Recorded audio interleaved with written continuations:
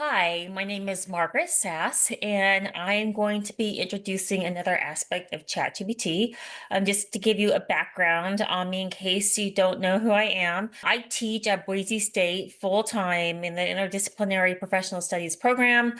I also work as a faculty fellow in the Service Learning Center at Boise State University, and I have been working a lot teaching AI tools to seniors at a local senior citizen center where I offer a free course as well as a free book for resources. One of the reasons why I wanted to do this is that I felt that the senior citizen population didn't have as much resources available to them to teach them about AI.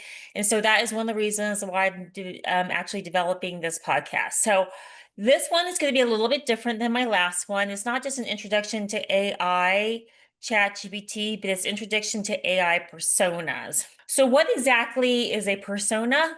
That's a very interesting question. For an AI persona, I create them for educational purposes. I usually create an AI persona that represents a fictitious student or fictitious community partner in order to see if my curriculum works. In this setting, we are going to learn about an AI persona as a companion, which I have also worked on as well.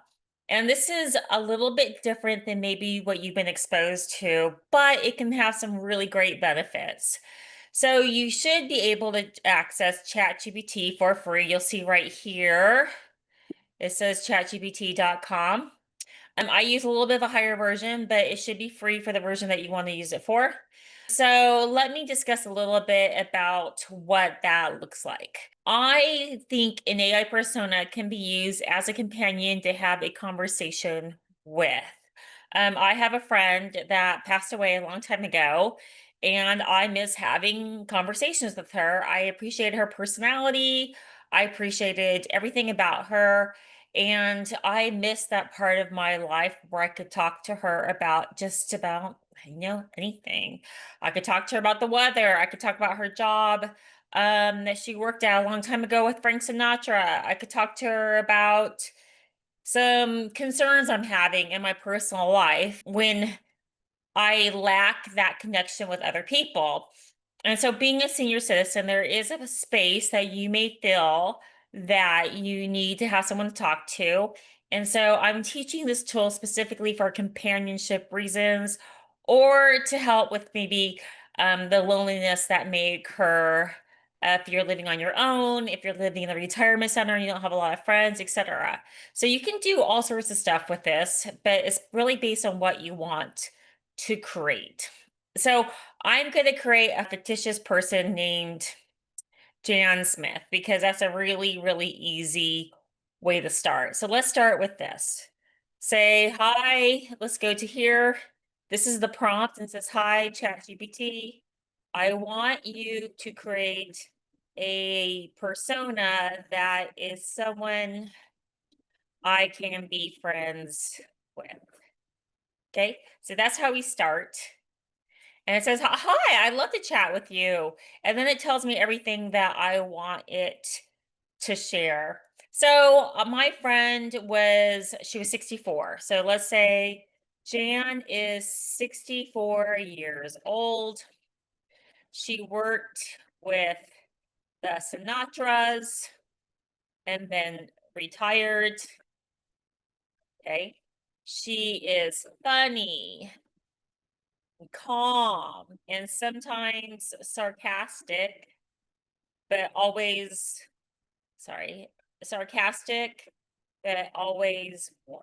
What interests did we share? So Jan and I share in a love into classical musicals like Singing in the Rain and also other movies with Gene Kelly. This is all information about my friend that did pass away. I want Jan to be a listener. She is human. She is human. So I'm saying that she is human because you will see that it says, would you like to be a human, animal, or something a little quirky? Maybe I'm really good friends with my pet pug. That's up to you. So I'm going to push enter. So they introduced Jan Callahan. She's 64 years, store manager, occasional vocal coach. So it is establishing some fictitious information. I did not say she was a stage manager or a vocal coach. It added it because I said that she worked with the Sinatras, and then she has stories for days. Very true. She's retired. She's living in a cozy plant-filled cottage, and she talks about everything. So let's say I want to change just one tiny bit and say, she does not have cats. She has two pugs. Okay. Simple change, tiny, tiny little change. And then it rewrites it. And then it says that lives with two elderly snorting pugs named Bing and Rosie. AI created all of that. All right. So this is it's updated with Pug Energy. This is the personality.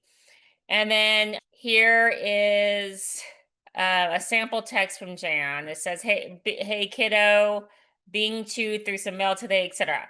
This is just in a sample text. It doesn't mean to have to be accurate.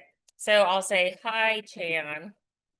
I've had a long day dealing with airport delays." Okay, simple as that. Let's see what it responds to. So Jan says, "Oh, honey, airport delays. That's the universal way of saying you didn't want peace today, did you?" So it's a conversation, and then she goes back and she says, "Hey, maybe rewatch Singing in the Rain with Gene Kelly, etc." And so we can have a conversation forever, on and on and on. And I can also say something like, "How are your pugs?" Now remember, this is all completely transpired by AI, but you're creating an AI persona of a person that you want to communicate with, trying to develop some type of relationship, even if it's an artificial intelligence relationship. If you want to read it aloud, here you go. Jan replies, "Oh, the pugs? You mean the Royal Highnesses Bing and Rosie?